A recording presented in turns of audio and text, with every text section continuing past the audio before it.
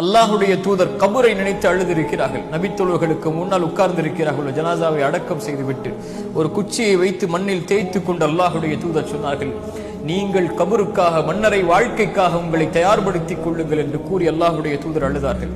நபித்தோழர்களை பார்த்து அல்லாஹுடைய தூதர் ஸல்லல்லாஹு அலைஹி வஸல்லம் சொன்னார்கள், நான் அறிந்ததை நீங்கள் அறிந்தால் குறைவாக சிரிப்பீர்கள், அதிகமாக அழுவீர்கள். இந்த ஒரு வார்த்தை தான் அத்துணை நபித்தோழர்களுடைய தலையும் சாய்ந்தது கீழே. தலைகளை தாழ்த்தியவர்களாக தாரை தாரையாக கண்ணீரை வடித்துக் கொண்டிருந்தார்கள் நபித்தோழர்கள். அவர்களுக்கு முன்னால் இத்தகில்லா, அல்லாஹுவை அஞ்சிக் கொள்ளுங்கள் என்ற ஒரு வார்த்தை சொல்லப்பட்டால் போதும். உரையல்ல, ஒரு மணி நேர அறிவுரைகள் அல்ல. இத்தகில்லா, அல்லாஹுவை பயந்து கொள்ளுங்கள் தோழர்களே என்று சொல்லப்பட்டால் தலைகளை தாழ்த்தி தாரை தாரையாக அழுவார்கள்.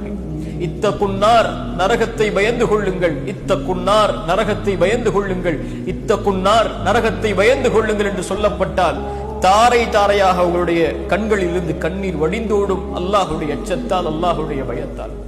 நபிமார்கள், அல்லாஹுடைய தூதர், அவர்களுடைய தோழர்கள், அவர்களை பின்பற்றியவர்கள், இவர்கள் எல்லோரும் அல்லாஹுடைய அச்சத்தால் இந்த பூமியில் அழுதிருக்கிறார்கள்.